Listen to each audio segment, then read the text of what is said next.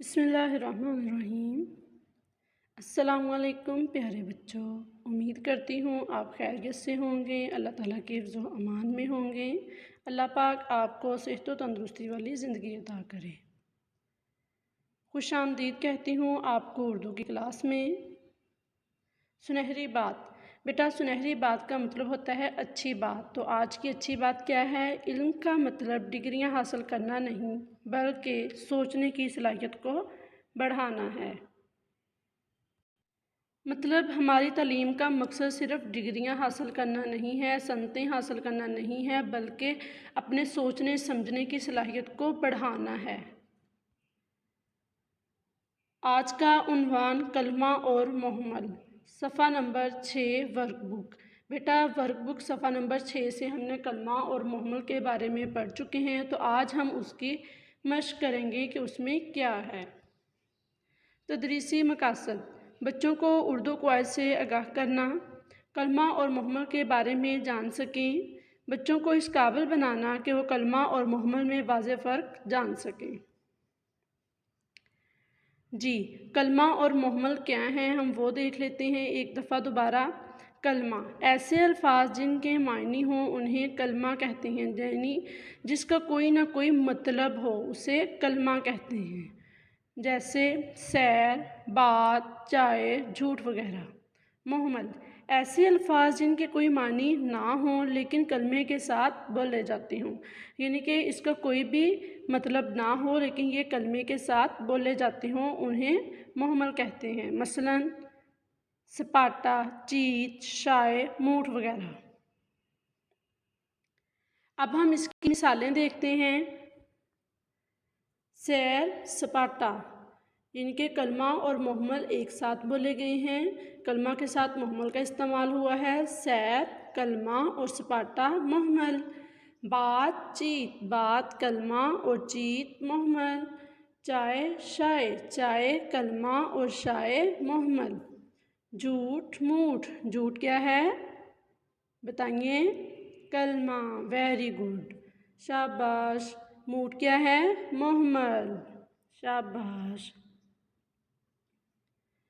تو آئیے اب اپنی ورک بک کا صفحہ نمبر 6 کھولیے، کلمہ اور محمل۔ اب ہم اس کی ایکسرسائز کریں گے، اس کی مشق کریں گے۔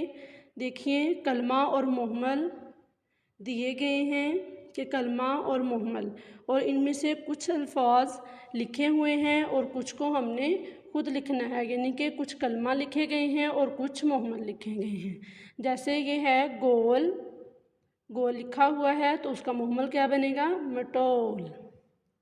تو اس سائڈ پہ اب ہم لکھیں گے گول، گول کلمہ اور مٹول محمل۔ تھرڈ پہ ہے، تیسرے نمبر پر ہے کلمہ میں چائے، تو چائے کا محمل کیا بنے گا؟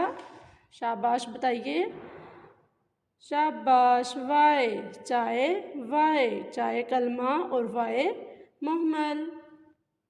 اگلا کیا ہے؟ سچ مچ، سچ کلمہ اور مچ محمل۔ جی اب آگے بڑھتے ہیں اگلی لائن پہ۔ کلمہ میں کیا ہے؟